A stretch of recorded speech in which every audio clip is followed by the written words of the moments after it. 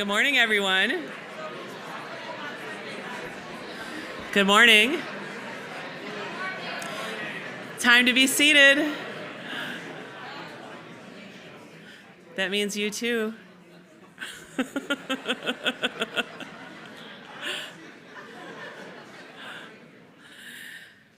All right, everybody. Good morning and welcome to all our esteemed university leaders and guests.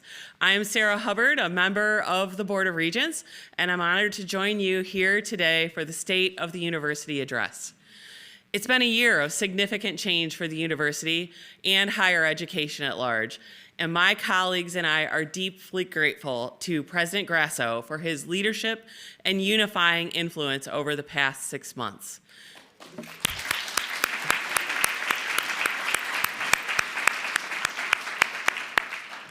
He is skillfully guiding the university through a transition, quickly earning the confidence of our students, faculty, and staff, and bringing stability and calm to our university community. President Grasso's enthusiasm, commitment, and profound love for this university shine through every action he takes. Although President Grasso has shared he is not interested in the permanent presidency, he's made it very clear to us he has a place in Vermont he's ready to go to. His leadership has been anything but temporary, demonstrating vision and resolve that will leave the university stronger and more united than when he assumed the presidency. And so for that, we really appreciate him. Thank you. Again. You can never hear it too much. We look forward to hearing about the innovative initiatives and transformative work happening across our 3 campuses. These accomplishments inspire the nation and our fellow universities to look to Michigan as a leader in higher education. And now it is my pleasure to welcome President Grasso to share his vision and reflections on the state of the university. Come on down.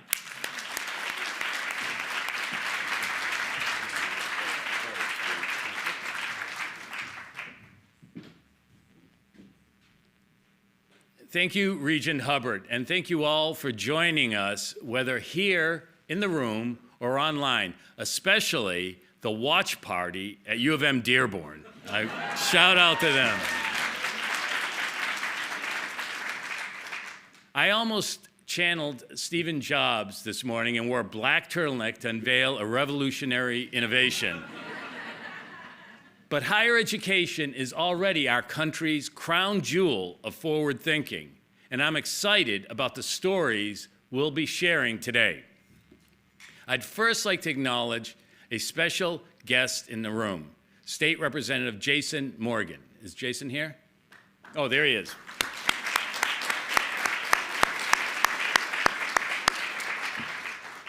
I have the unique privilege of welcoming you to my first and my last State of the University address. My time as president is finite, but the University of Michigan endures. Our legacy of impact and service is not defined by individuals, but by the long and devoted line of staff, students, and faculty who advance humanity through their intellect, passion, and skills. I'm grateful to the Board of Regents for entrusting me with leading our great university. It has caused me to reflect on a Michigan president I've long admired, James Angel. Angel and I both came to this university from the University of Vermont. Susan and I now live in the same home he once occupied. His residency there was the longest of any U of M president, almost 40 years. Ours will be among the shortest. Yet we love living at the heart of campus. When Angel accepted the presidency, he privately worried that the job would be too overwhelming. I understand that apprehension, especially given the magnitude of the position today. But Angel relied on advice of a friend who offered him some sound engineering, and I see the Dean of Engineering sitting there, sound engineering advice. If you have a long lever, it is easy to raise a large load, as to lift a small weight with a shorter lever. For me, that long lever is the exceptional community of one of unparalleled breadth and excellence that inspires me every day. I have committed to rebuilding trust and pride, and you exemplify both through your strength and leadership. Our university's progress is impressive, and our ambitions bold. More students than ever want to attend Michigan. This year, we had 116,000 applications from students eager to join the best university in the world. They want to engage with internationally renowned faculty who will enlighten them. They're prepared to explore remarkable libraries and museums. They're ready to experience moments that unite us, like cultural performances and football Saturdays. And they'll soon enjoy our newest exceptional facilities, from our central campus residential development and College of Pharmacy to the Hadley Family Recreation and Wellbeing Center, opening this winter. Our vast research enterprise has surpassed $2 billion in expenditures, spanning laboratories, clinics, and fieldwork across Ann Arbor, Dearborn, and Flint. Our healthcare professionals are expanding their expertise through the state-of-the-art D. Dan and Betty Kahn Healthcare Pavilion, opening this month, and through new clinics and statewide partnerships. This progress and promise are why we are asking society to look to Michigan, to see a university that serves as a beacon of hope. Through a $1 billion investment over the next decade, we will take calculated risks, deliver revolutionary solutions, and enhance lives worldwide. We are sharing our stories through a nationwide media campaign reaching hundreds of millions of people. In a moment, you'll see how our impact, from the arts to technology to medicine, is transforming society for the better. Two new initiatives particularly capture our momentum. The first is a $50 million commitment for a center devoted to civil discourse and dialogue, aimed at bridging today's divisions and strengthening our social fabric. Some may find it ironic that a university, already the marketplace of ideas, would establish such a center. But at this moment in history, when division too often drowns out discourse, Michigan must lead. This center will reach out to the broader society and model how to listen deeply, communicate effectively, and connect with empathy across our differences. We will solicit many voices to find common ground to improve the common good. We may not always succeed, but we will always strive for mutual respect, humility, and a commitment to consequential outcomes. We'll begin with campus town halls in January and February, leading to an April preview event that will showcase what dialogue can achieve. Bridging societal chasms today is essential to democracy tomorrow. Look to Michigan to lead in this vital effort. Our second bold initiative will advance the frontiers of science and healthcare.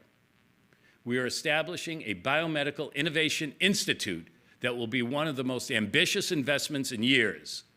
We will merge our research strengths with entrepreneurial speed to bring discoveries from the laboratory to patients faster than ever before. It will be high-risk, high-reward work that will be grounded in bio-AI, clinical trials, and commercialization.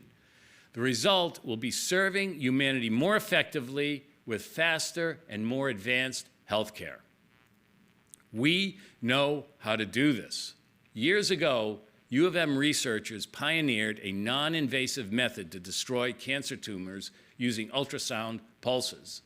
Their technology, histotripsy, grew into the company Histosonics. 2 years ago, it received FDA approval to treat liver tumors.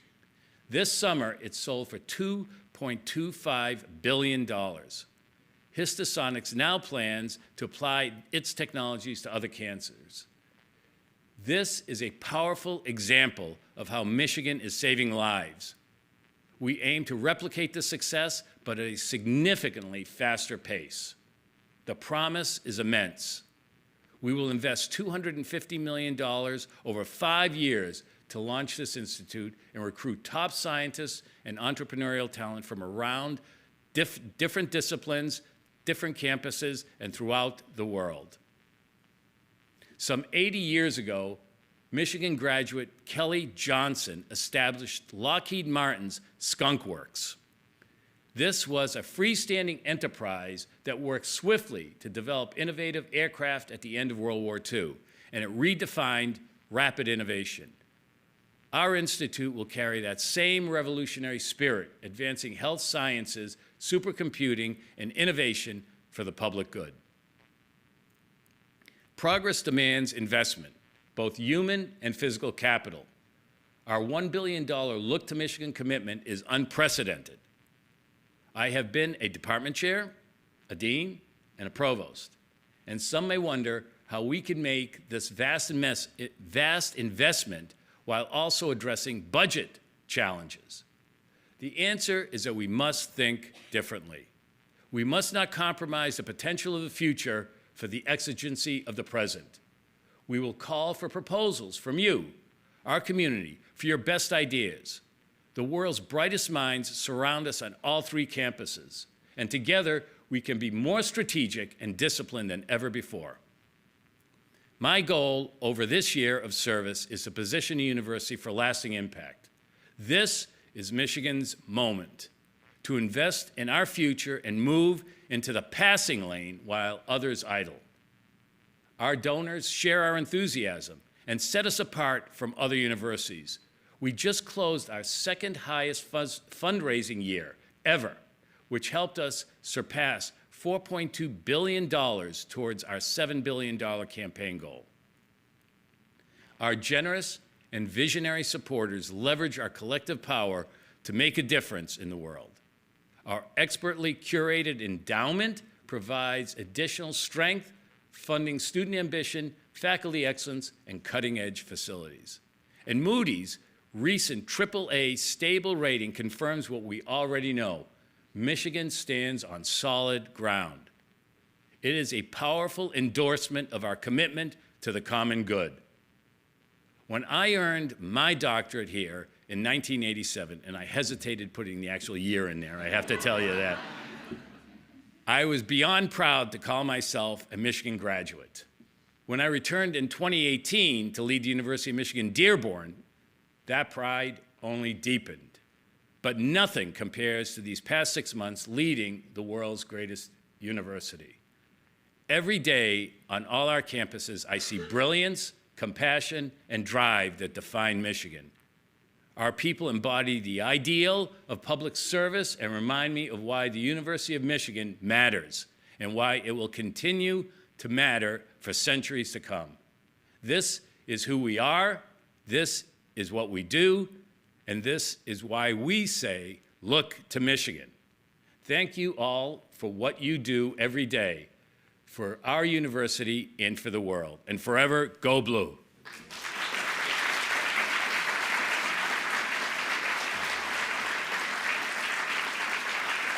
Thank you. Thank you. I'm now going to segue from president to MC and tell you about a series of presentations that illuminate the impact areas of our Look to Michigan vision. The University of Michigan changes students' lives. I know because it changed mine. And the students with us this morning realize it too. That transformation includes the many ways that the arts reveal not only what it means to be human and how we interpret the world, but also what we can aspire to become. Professor Jason Fedek, Director of University Bands, will share an experience that changed the lives of our gifted musicians as well as high school students around our state. I should note that Jason joined U of M after serving as a director of the president's own, not my president, the president in Washington, the president's own United States Marine Band. We observed Veterans Day early this week, and I'd like to thank Jason for his service. Please welcome Jason Fedek.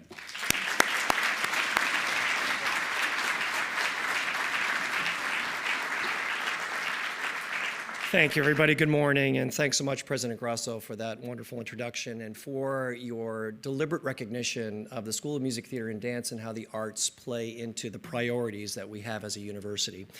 The Look to Michigan tenets, as we all know, include life-changing education, bold civic and global engagement, and an emphasis on illuminating our humanity and community, as the President just said.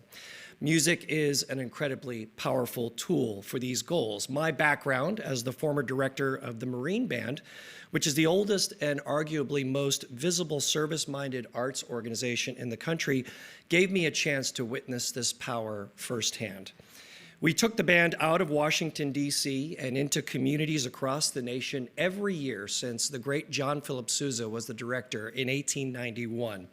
I had the privilege of performing in 49 of our states and in 5 countries during my service.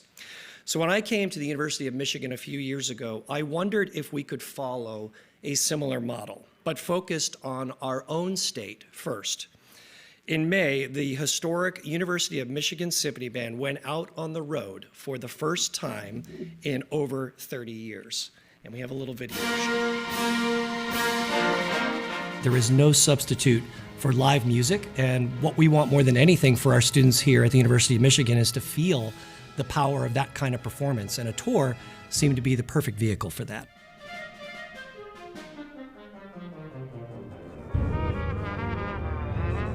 We really wanted to share that joy, share the wonder of the arts with all of the people of Michigan, sort of in gratitude and in service. I did this when I was an undergraduate student at the University of Michigan in 1990. This time around, it was great to observe how well they were bonding, because they have to learn how to perform consistently day after day after day, and sometimes multiple times per day. To have the symphony band and the level of excellence it brings also be a vehicle for that message about service and community seems to me like an amazing opportunity. People can start to see the University of Michigan as a place really for the people of Michigan, as well as for the people of the world. Music is about community, it's about having fun, it's about sharing emotion and sharing a moment with each other. I am very hopeful that this can become a regular tradition to get out to different parts of our state, continue to keep the university and the School of Music connected, and continue to share music in service of community for years to come.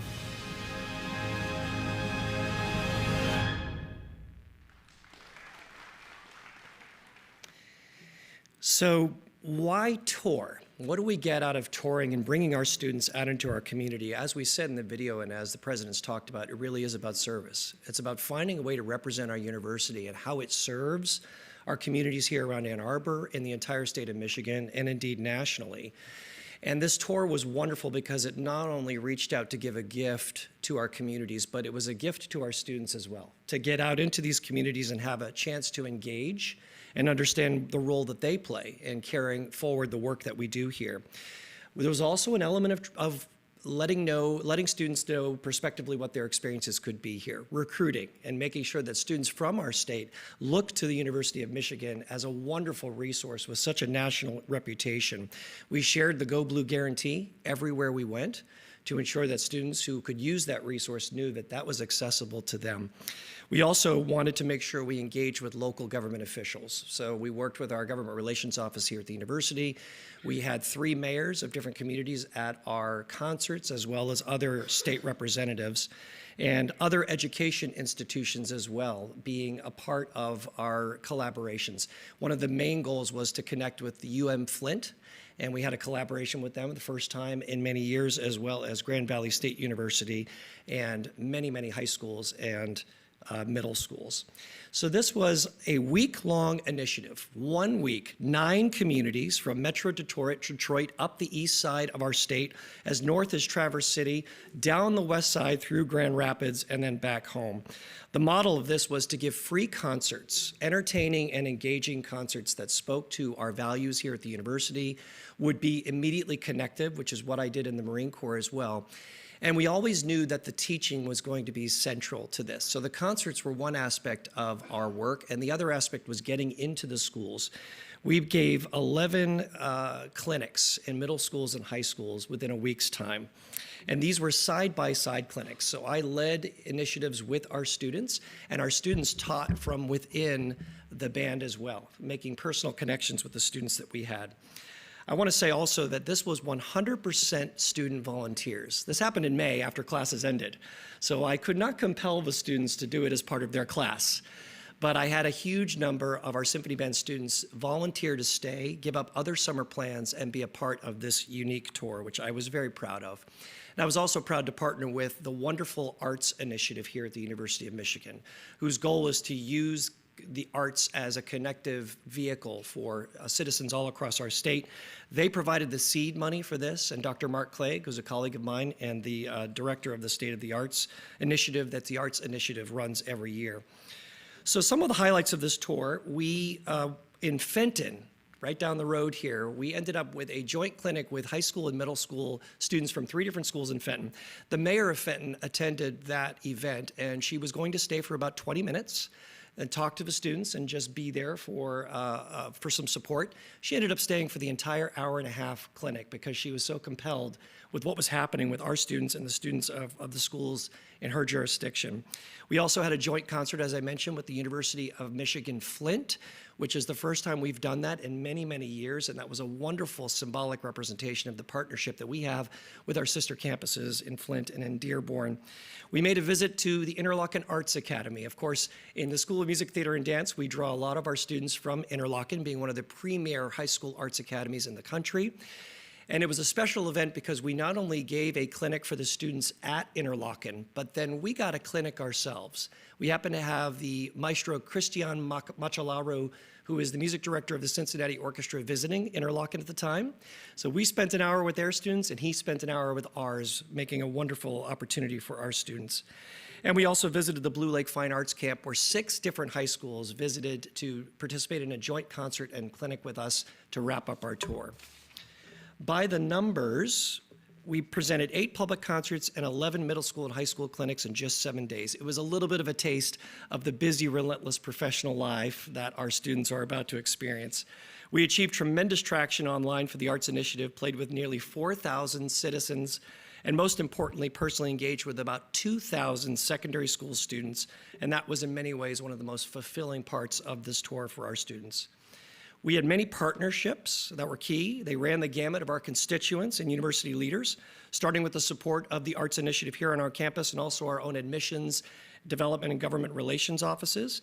And one of the goals was to try to expand the influence and reach of our tour beyond just the music students and make it more globally accessible and representative for the entire university. We also had wonderful exposure in both print and radio media, including Michigan News, Michigan Public Radio, Tri-County Times, and the University of Michigan Flint paper. And the follow-up video, which you just saw, has been shared quite widely, and there's a longer version of that.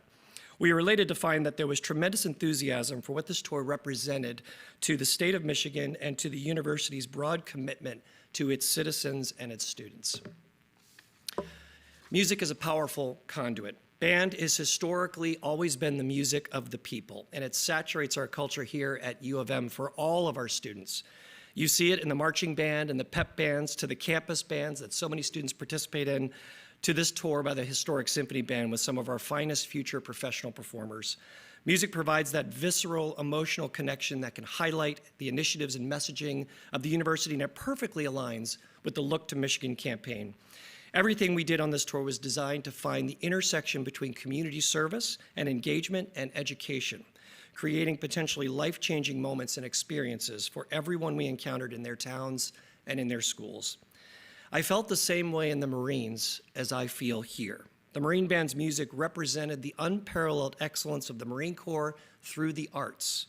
The University of Michigan Symphony Band represents the very best of this institution in a way that is recognizable to everyone. With the success of this first tour, I hope we have a chance to repeat this project many times in the years to come, giving each class of students opportunities to make a real-world impact as part of their education and reaching people in every part of our great state on behalf of our university. And now I am proud to turn over this segment to some of the students who performed on that tour in May with the very same piece of music that they played in classrooms all over Michigan on our trip. Thank you very much, and will you please welcome students from the School of Music, Theater, and Dance.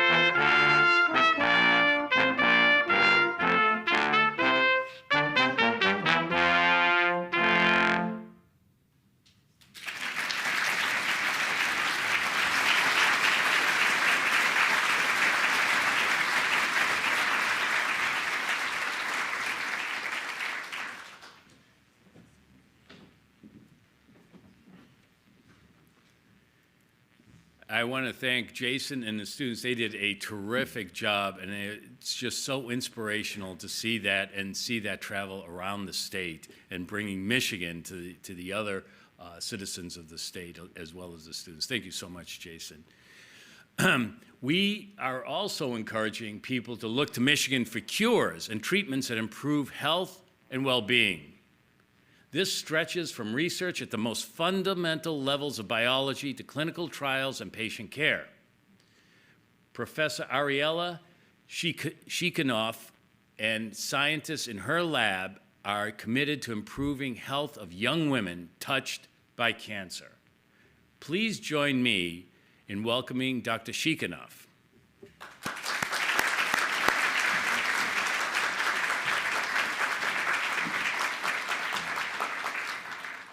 Thank you so much. I really appreciate the opportunity to tell you today about the research I've been doing for the past 13 years at the Biomedical Engineering at the University of Michigan. So my research is focused on ovaries. And most people who hear ovary think about fertility. But ovaries are not only for fertility. They're super important for women's health. They're important for endocrine function. And my lab is doing a lot to really try to restore both fertility and endocrine function. So my passion for ovaries started when I was reading the journal Nature, and I saw the picture of these two women. So if you look at the photo, maybe they're related. They are identical twins. And if you see, they don't really look identical. And the reason is that the woman on the left was diagnosed with leukemia when she was 3. And she underwent anti-cancer treatment, and of course she survived. But because of the toxicity of those treatments, she became without ovaries. So she lost her ovarian function, and she experienced premature ovarian insufficiency. And because of that, anti-cancer treatments, they cause more than 2/3 of the girls to lose their ovarian function. So as a result, these girls are shorter, the bones are not as strong, and they're predisposed to a lot of cardiovascular and bone health problems. So as you understand, it's critical to try and solve this problem. The currently available treatment is called hormonal replacement therapy. It was not designed to restore puberty. It's focused on postmenopausal women. And if you can see, it kind of provides steady levels of hormones. It doesn't really match the normal hormonal cycle that we see in women. So we were awarded a small NSF grant to go around the country and ask physicians and clinicians and cancer patients whether this treatment is good. And we were reassured that there is no good treatment. So as engineers, we decided to build an artificial ovary.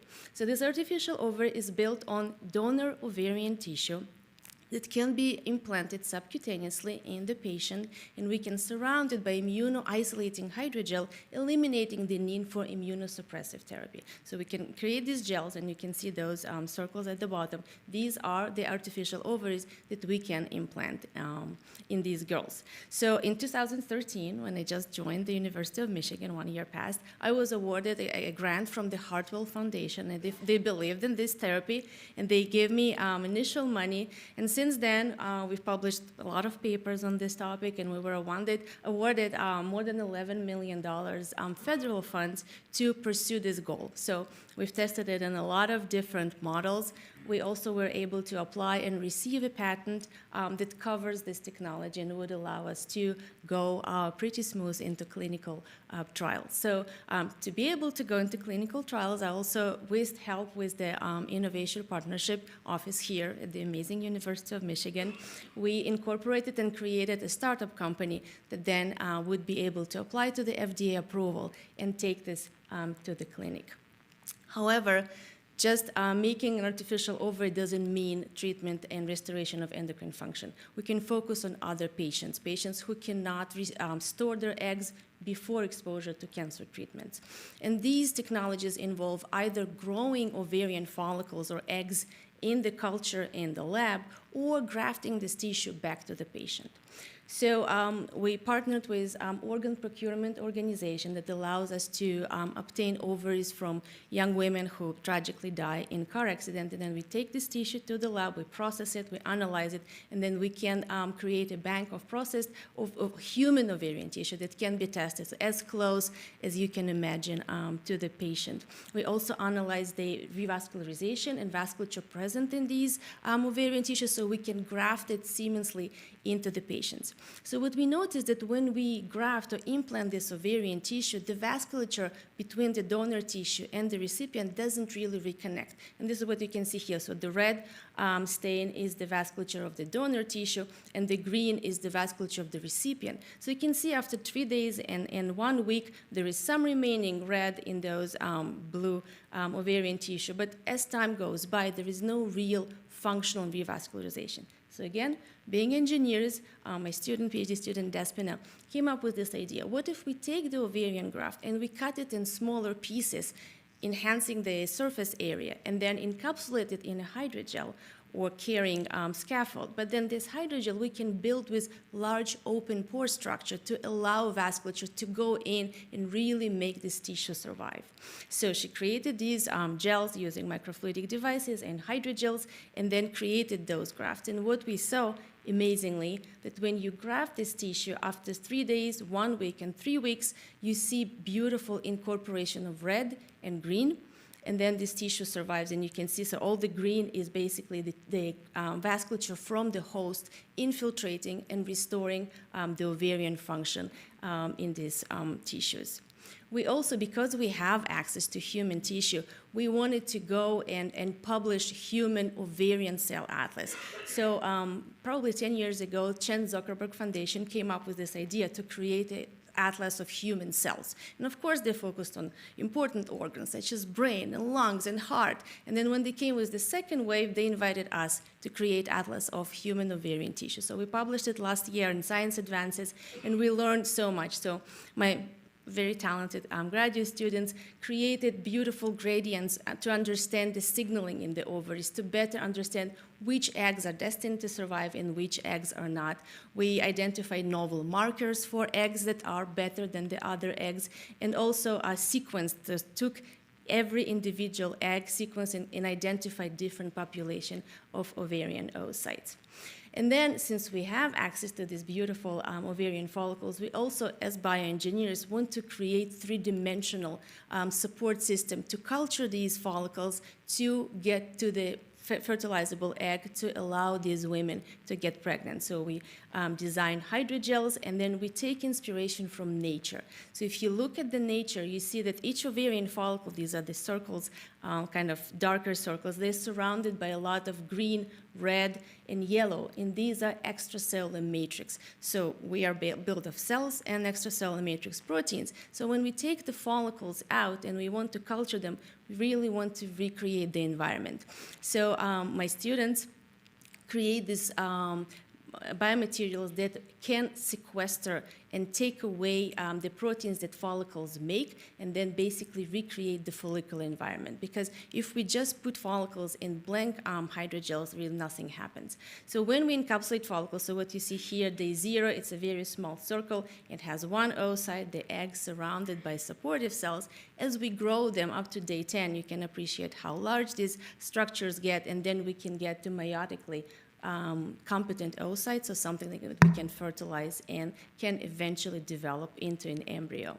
And then we stain these follicles to understand if they deposit extracellular matrix. And what you can see here, so the yellow is just the base material, the yellow fibers, but then right around the follicle, which is here in blue, you can see the pink. And pink is basically newly made proteins secreted by the follicles. Follicles are trying to recreate their environment, and if we stain, we can identify all the natural proteins present in these follicles in nature. So we're making a lot of strides towards getting into clinical trials in terms of developing these immuno-isolating capsules that would allow us to implant it in young girls who fail to undergo physiological puberty, restore their physiological puberty, and then take them all the way until they're ready to get into menopause. We're also looking into facilitating revascularization of the ovarian tissue that we can implant in these women so they can get their function for longer.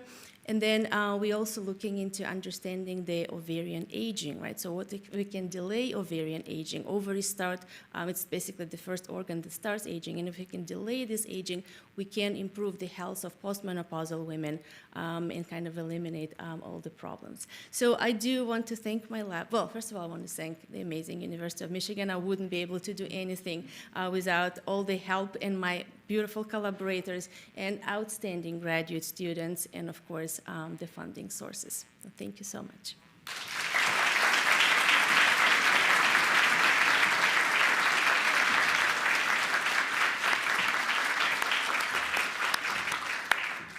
Thank you very much, Ariella. And another example of why Michigan not only stands out and why everyone is looking to Michigan. Thank you. Promoting democratic ideals is a long-held tenet of our university. Look to Michigan focuses on fostering civic and global engagement, including promoting truth and trust in democratic systems. The growing use of misinformation, deep fakes, and AI-generated content poses a threat to elections, the justice system, and other critical institutions. We will now hear from 3 experts in the field of cybersecurity about our approaches to protecting the cornerstones of democracy. Please welcome Professor Javed Ali from U of M Ann Arbor, Professor Hafiz Malik from U of M Dearborn, and Professor Khalid Malik, unrelated, from U of M Flint. Please welcome them.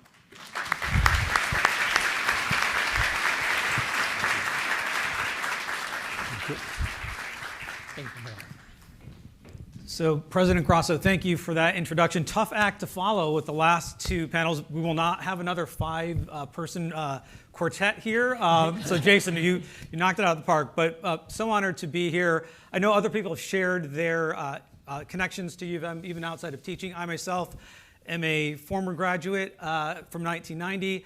Trust me, the 1990 version of Javed Ali could never have imagined to be here on this stage, and I would have been voted least likely to ever be a college professor. So the fact I'm here is quite remarkable. But again, an honor to be here, and my job is to introduce the great research and insights from Khalid and Hafiz, because I don't bring that to the table from my position here at the Ford School. My job at the Ford School is to teach public policy classes, and one of the classes I've developed over the years is a class on cyber security, which ironically is not the mission area I focused on in my government career. Before I started teaching, I was in the world of counterterrorism. But in the cybersecurity class, it looks at the threats to the US, or the threats to the nation from all these different adversaries and the tools and tactics they have used, and then different policy approaches to those threats to the United States. And one of the issues that has emerged over these past several years are things that President Grasso mentioned, threats to our elections, both on the physical side, which is more the world I was in my government career in counterterrorism, but now even more so on the digital side. And how do we keep elections safe when it comes to misinformation, disinformation? And that in and of itself is a really difficult challenge. But now you add in the advanced tools that are out there to drive those threat-related projects and activities, and artificial intelligence is really one of the game changers on that. And so for my colleagues back in Washington, D.C., who are still in those 3 and 4 letter agencies where I used to work, this is one of the challenges they're facing right now. So the research from Khalid and Hafiz really sort of shines a spotlight into this really narrow aspect, or one particular aspect of this threat to elections and democracy. So I'm going to turn the floor over to both of them. And I think you're going to, again, we don't have a 5-person quartet, but you're going to like the videos that you see just as a demonstration of what this threat could look like. Thank you, Javed. Thank you, President Grasso, for having us here and for such a great support, and more importantly, for allowing me to use your image, just a single image, to create the deepfake. So I would like to start with the video first. Hello, this is President Grasso, and I am not here of my own free will. I am a deepfake, constructed in just a few minutes using freely available tools with less material than your teenager has on TikTok. But I could be anyone. I can be made to say anything. I can be made to do anything. The Smiles Lab at the University of Michigan Flint Center for Cybersecurity has spent the last 10 years developing tools to combat deepfakes like the one you just saw. Their newest application, DeepTect, can identify both AI-generated and manually edited deepfakes, including ones that AI has never seen before. If you think you can spot deepfakes with the naked eye, you are simply fooling yourself. It's a brave new world of deception out there, and deepfake technology has advanced too far too fast for most of us to keep up. This poses an imminent threat to our democracy. But thanks to the researchers behind the Smiles Lab, we now have a viable Flint-born solution to this national crisis.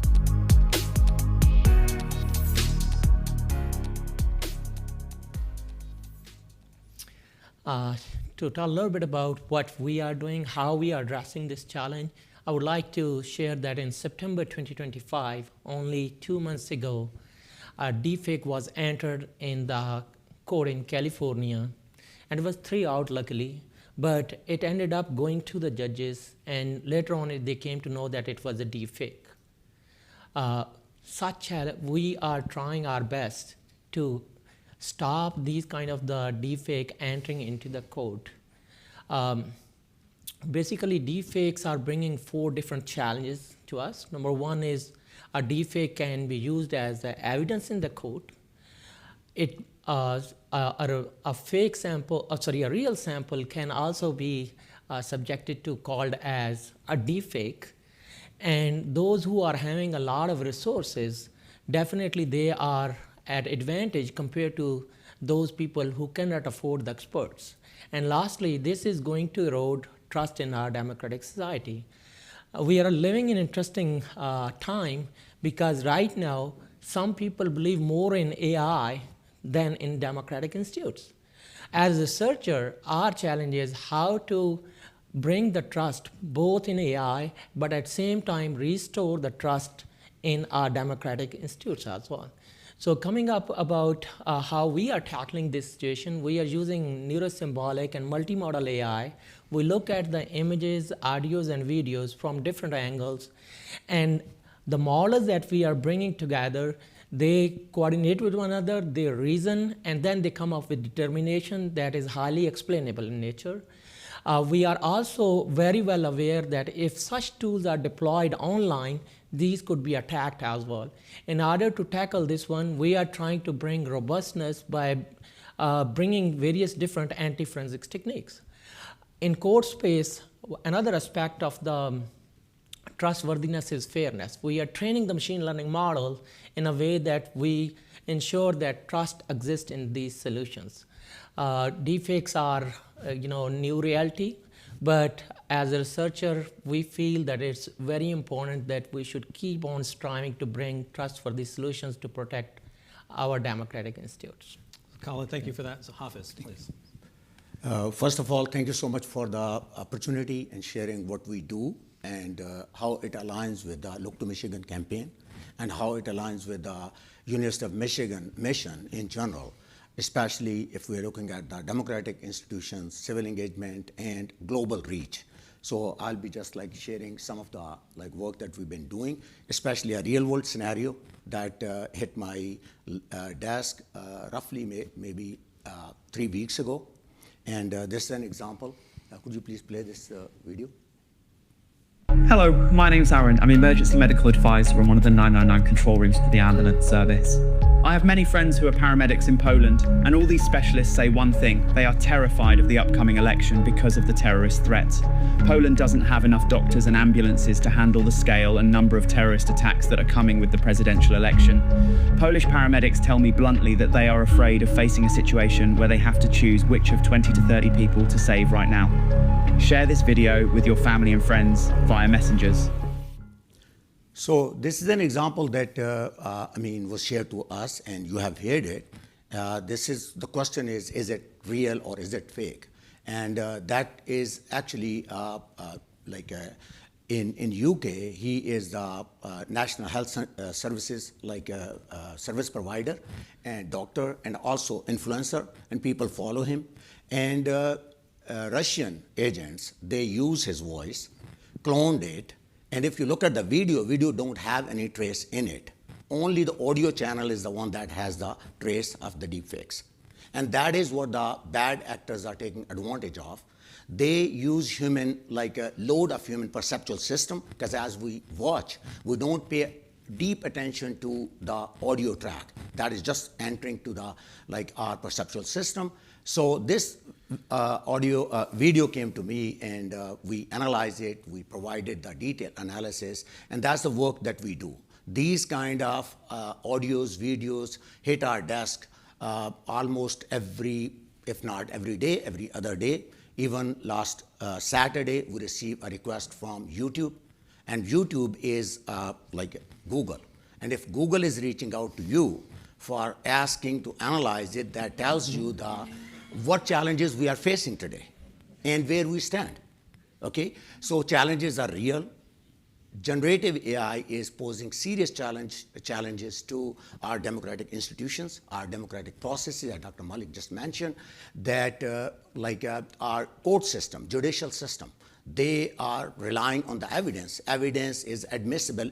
Admissibility of that evidence also require its analysis, and public, especially judges, lawyers, prosecutors, they're not trained for that kind of technology. So therefore, there's a need to develop such technologies. Likewise, developing technologies to social media platforms, developing technologies that can weed out these fake and manipulated content, reaching out to the broader audience. As this example, I just shared it with you. They just took his audio. I mean, any famous person, President Grasso or any other person, you can take their content from the web, and it's just a very small amount of time that it takes you to create the fake content of it. And then you can upload it. And there are then techniques out there that can bypass existing countermeasures. So what we are doing, we are developing technologies that are robust, that are agnostic to attacks, so that we can tell the truth. We can tell the difference between fake and real.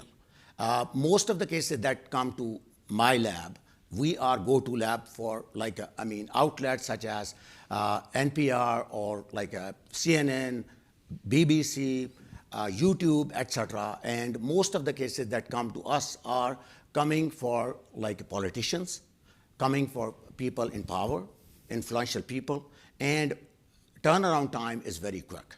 And we have developed our framework that can serve this broader audience of global reach. So we are not like basically accessed by only the outlets in US, but around the world. And that is basically taking the mission to allowing people to see the truth. What we do, we don't like take one side, political side, or the other. Our goal, our lab goal is to tell the truth based on science, based on real facts. That's what we do. All right, so I'm looking at the clock, and the clock is officially run out on the panel. Do we have time for a question? Or if we have time for a question, then maybe very quickly before we get off stage, how would you describe the level of collaboration across all three campuses with respect to even the work that you're doing on artificial intelligence and deepfake technology? Do you think it's good? Where does it need to go in the future? Even though President Grasso, it sounds like you won't be with us after this year, but what's the future of this issue look like for the university? To me, I mean, the collaboration that we have among three campuses is very unique. Actually, I started working with the Hafiz back in 2017. Our first award was together from NSF. And then I started focusing more toward the code space, and Hafiz focused more on the social media side. On the other hand, I got a collaboration from Japan, from my previous employer, that how we can assist the Japanese government there. I contacted the Ann Arbor campus, and they helped me out, and we are very proud to say that right now, officially we are assisting government of Japan to differentiate real from fake across all three medias. And it is only possible because of the help that I got from Innovation Partnership, which is in the Ann Arbor campus. So I'm very pleased with the collaboration that we got both from the Dearborn campus as well as from the Ann Arbor. And same here, we developed the technology in Dearborn. We collaborate extensively with all three campuses, as Dr. Malik mentioned, with Flint as well as Ann Arbor. Ann Arbor provide us support in all respects, like commercializing the technology. We are a recipient of the Blue Foundry first inaugural program. And we started our startup company based on this technology, all thanks to Tech Transfer Office or the Technology Innovation Office. And also using computing resources, also using in the data science center as well. So I think collaboration is there, and if it continues, and it will continue, I'm strongly believing in that one, and more is better. If we collaborate more actively, that is going to be even more helpful. The challenge is too big. I mean, single lab, single person cannot solve it. It has to be collaborative effort, not only within the campuses, but even across other campuses as well. And I'll just foot stomp the whole issue of collaboration, integration, and information sharing, although that may not be as acute here, but this is one of the reasons which allowed 9/11 to happen. And my career in government started almost immediately after 9/11, from 2002 to 2018. And I can tell you firsthand, that's when my hair went white pretty quickly.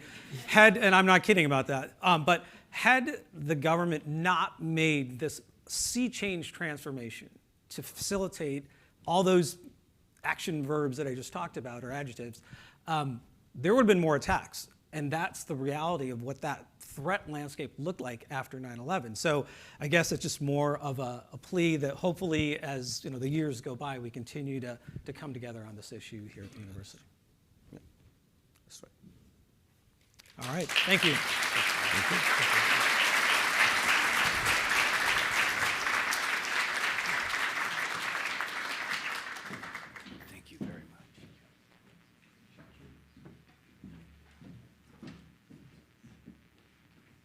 Thank you, Javed, Hafiz, and Khalid, for your insights. And although the threats are incredibly alarming, I'm sanguine about the future, knowing that we have people like you working on this. And now that I know that you can do this, maybe you could do some virtual images of me after I leave, and I can answer anybody's question in the way you want it, and everybody will be happy. Our university is a powerhouse of ideas, and you've seen this up till now, and we're going to continue. And we improve communities in countless ways. But it is all for naught if we, as a society, do not commit to a more sustainable world. The Detroit Sustainability Clinic works with community partners to identify and achieve social, economic, and environmental sustainability goals. Professor Lisa DeRussell will tell us about just one of the many student projects taking place in our state's most important city. Lisa.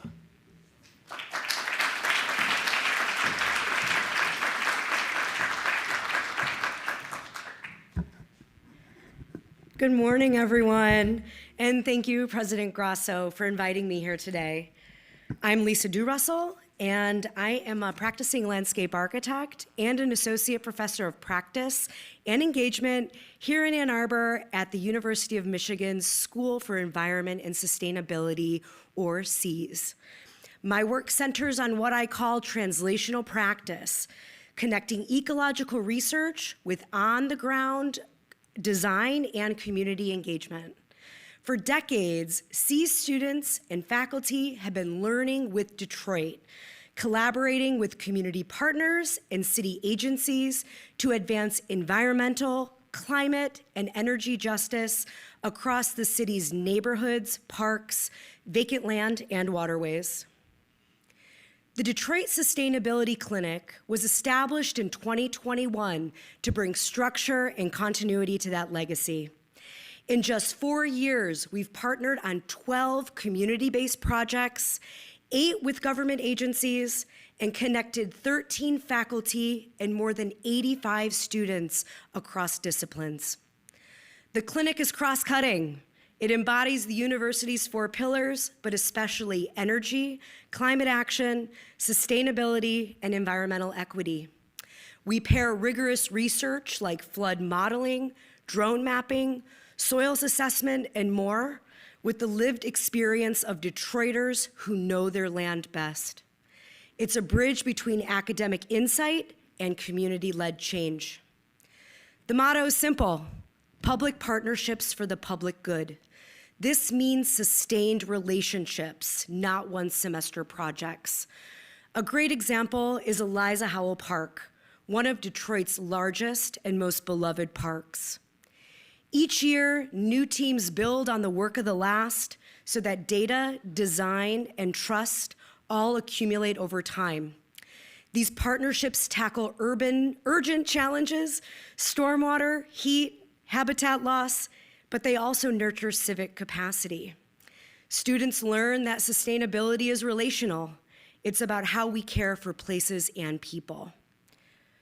Our SEAS students, Emily Brent over there in the back, Grace Carbeck, Miles Markey, and Cameron Offenhauser worked under my guidance as their faculty advisor alongside the City of Detroit, local nonprofit Sidewalk Detroit, and Eliza Howell Park stewards to develop adaptive maintenance and honor planting strategies that look at both ecology and community use.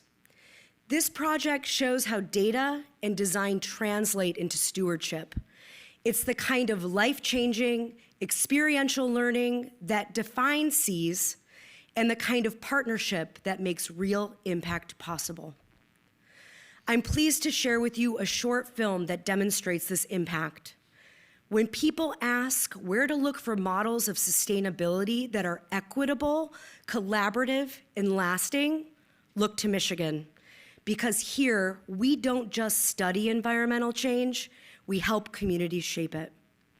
If people are looking for an example of energy, sustainability, climate action, and environmental equity, there's no better place to look than Michigan. The Sustainability Clinic was a recognition that we were doing projects in Detroit over the last 40 years, but we didn't have a hub to concentrate those projects, to really think about the products that were developed from those projects and how they could continue to advance sustainability. So one great example is the Eliza Howell project that the clinic supported. The students were able to create a tool that the park could use to understand the type of vegetation that exists in the park and create a plan for plantings. The city is now thinking about how we could use that for other parks. And so the tools and the skills and the resources that that team created can now be passed on to another team to do this at multiple parks across the city of Detroit. For many years, the park, due to lack of resources, was not very well cared for. And so it has been a space that community members have needed to really put extra energy and time into,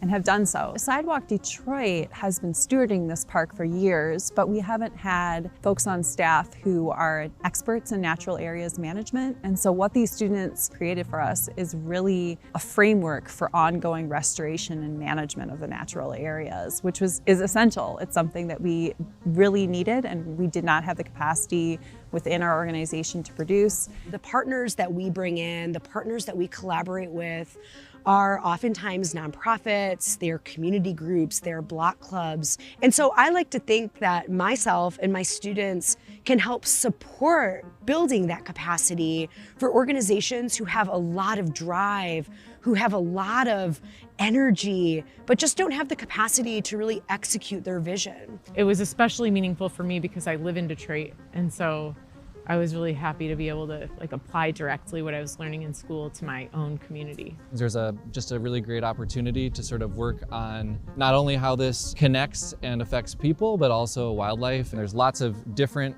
ecosystems kind of touching and connecting, and the restoration work and the need for some of the information and services that we were able to work on over a year and a half was amazing. I want it to continue to grow as a nature park. I want there to be more natural spaces in the park. I mean, there's an entire area that's completely turf grass, and that could be wildflowers and oak trees and more birds. I think it's pretty special that a regal fritillary butterfly was spotted here, and there hadn't been one spotted in Wayne County in almost 100 years. I just really hope that what we've started here is replicable for other city parks and then other cities to build in their cities. I think all cities need this type of work, and there are limited resources within this city and all cities for natural areas management. And so I think having university partners is such an important link to have for us to be able to get this work done. To be able to interact with students like we were able to in the SEAS program is such an amazing opportunity. The idea that they will be the leaders of the future, it's great to be able to connect with them, share our experiences, and be inspired by what they're seeking. When I think about the clinic and the bridge that we create, it's really, not one of, just us coming in here and kind of doing the work, but it's one of continued partnership. So I like to think that the projects that we're working on through the clinic address an immediate need, but they also create this amazing resource of knowledge and of processes that can then be used elsewhere. They are creating a repository of information, knowledge, processes, data, relationships, partnerships that we can continue to use and we can continue to expand upon. I would love to see a Detroit that has these havens of nature, easily accessible to all of its residents. And projects like this are setting the framework for spaces like this throughout the city. When people are looking for true university community partnerships that result in place-based, community-led solutions, they can look to Michigan. We are a public university working for public impact with public partners. That's why we're here.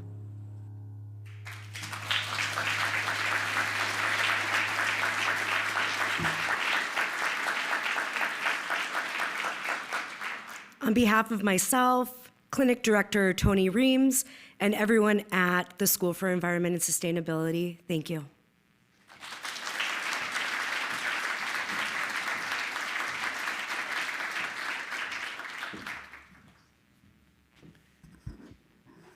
Thank you, Lisa. We're going to shift now to from the natural world to advanced technologies. including the rapid development of artificial intelligence and data science. This includes our path-breaking partnership with Los Alamos National Laboratories that will put us at the forefront of research and discovery. We pledge to develop and harness these new technologies responsibly and in ways that improve the human condition and safeguard our collective future. Earlier this week marked the 50th anniversary of the sinking of the Edmund Fitzgerald. And I thought you'd all break out into Gordon Lightfoot, but that didn't happen. Our final presentation this morning will take us deep into the Great Lakes to show us how technology is opening new worlds to researchers. Please welcome Anya Shepard, a doctoral candidate in robotics.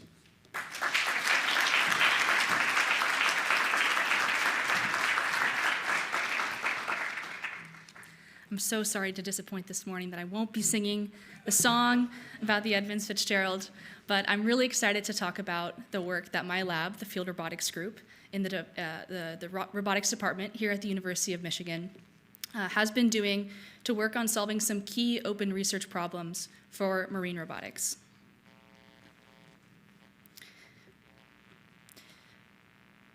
The Earth's lakes and oceans contain critical resources, ranging from historical sites such as shipwrecks, which we're going to talk about today, to coral reefs, which contain incredible biodiversity and also can mark the effects of climate change, to undersea fiber optic cables that provide critical communications infrastructure across the world. In this video, we are using an underwater robot called an ROV, or a remotely operated vehicle, to survey a shipwreck in Lake Huron. In this talk, I'm going to discuss 3 core marine robotics challenges that my research lab, the Field Robotics Group, is working on solving. The first open challenge is underwater object detection. Camera imagery appears very different underwater due to visibility differences and light attenuation. This makes looking for objects underwater a lot different than looking for them in air. Additionally, we use unique sensors underwater, such as sonar, that have been less studied as compared to traditional camera imagery. Another big challenge is autonomous surveying. There's a lack of GPS data underwater, and there's also a challenge with noisier sensor data and poor visibility, which makes navigation to do surveying a lot more challenging. The third challenge I'm going to talk about today is 3D real-time mapping. Computation and communication bandwidth on underwater systems is strained, and fusing sensor data from multiple sources is an open challenge in making this possible. Let's talk about the first challenge, detection. Cameras underwater only allow us to see so far. In this video here, you're looking at an autonomous underwater vehicle called an AUV driving through Lake Huron, right? And you can't see very far at all because of turbidity and also light challenges. So we turn to a different sensor called a side-scan sonar, which lets us image the lake bed from many tens to hundreds of meters away. Side-scan sonar uses acoustics to capture a snapshot of the seafloor.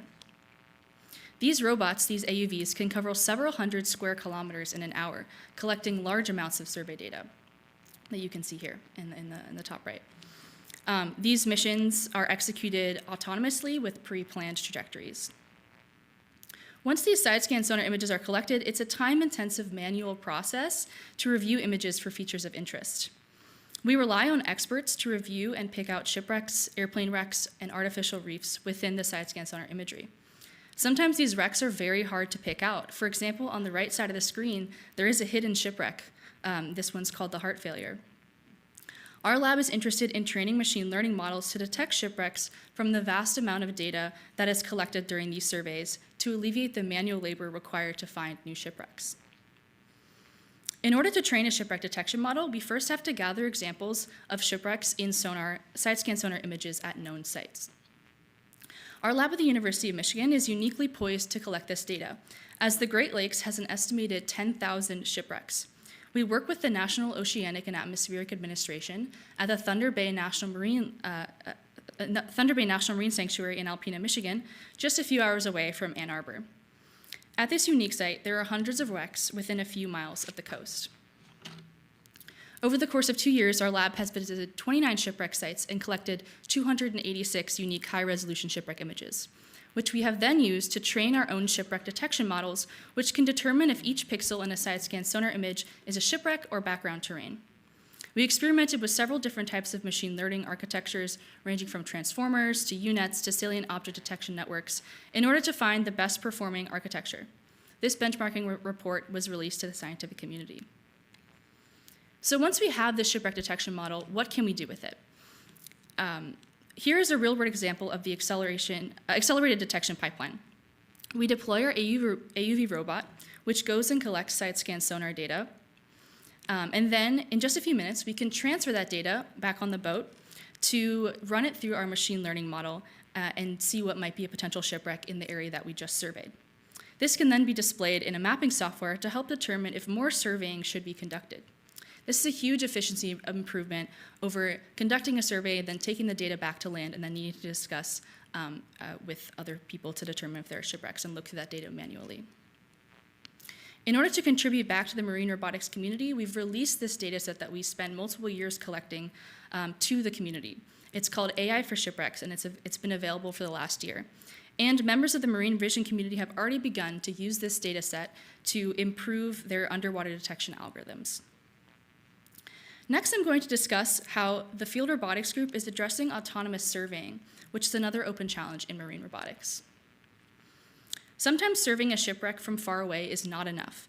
In order to capture structural degradation information or see unique historical features that may help identify a wreck, close-up inspection or autonomous surveying is desired.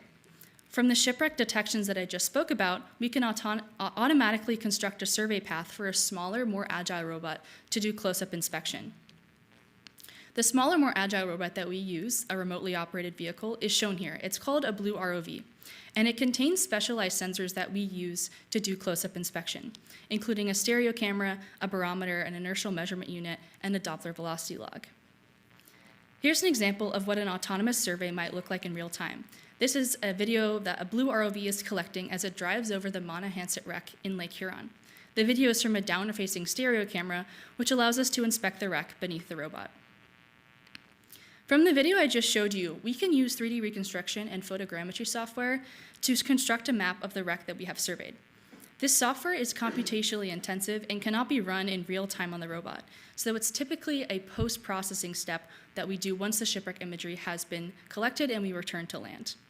And while this model of the wreck looks really great, we want to achieve real-time mapping in order to give surveyors real-time information and feedback on what the robot is seeing while it's out in the field. This brings me to the third major challenge that my lab, the Field Robotics Group, is working on solving, which is real-time 3D dense underwater mapping. One of the main challenges for constructing real-time maps underwater is the lack of visual features from frame to frame. The robot may be driving and unable to see the ground, or the ground might be sandy and very featureless. In these cases, traditional localization algorithms fail because of the lack of visual features. You can observe in the video that the visual features which are being tracked, which are represented by the green points, are lost as the image loses that white and black boundary on the bottom of this pool that we're imaging, making it hard for the robot to understand how far it has moved. In order to address this challenge, the Field Robotics Group released TurtleMap, an underwater textureless localization and mapping package. This research work developed an optimization-based framework for underwater localization using several unique sensors that we use underwater, such as a Doppler velocity log, which reports the vehicle velocity, and a barometer, which reports the vehicle depth. Another benefit of TurtleMap is that it relies on low-cost sensors, which helps to make the underwater mapping more accessible, as often the sensor cost is a huge barrier for these specialized sensors. TurtleMap also runs in real time on robot hardware to construct maps, and it's able to accomplish this in low-texture environments, such as this pool that we're imaging. We've also tested TurtleMap for shipwreck mapping, for example, here on a section of the Monahanset wreck. The upper right-hand corner shows a forward-looking sonar image, which might look unfamiliar to people who don't look at sonar very often, but this is a really important tool for us to image underwater, as sonar can let us see farther than camera imagery does. Our current ongoing work is to integrate this sonar data into our 3D real-time mapping framework. In this talk, I gave you a taste of the exciting research that the Field Robotics Group at the University of Michigan is working on. I want to share some key takeaways. The first is that underwater robotics can help us survey, detect, and map critical underwater historical and environmental sites. The second key takeaway is that the University of Michigan is uniquely poised to solve some of these open challenges in the marine robotics community due to our incredible resources and proximity to the Great Lakes. And third, machine learning can help us accelerate data processing for underwater sensing applications, helping to enable autonomy. I'd just like to thank everyone in the field robotics group, as well as my advisor, Dr. Katie Skinner, the robotics department, and all of our funding agencies. Thank you so much.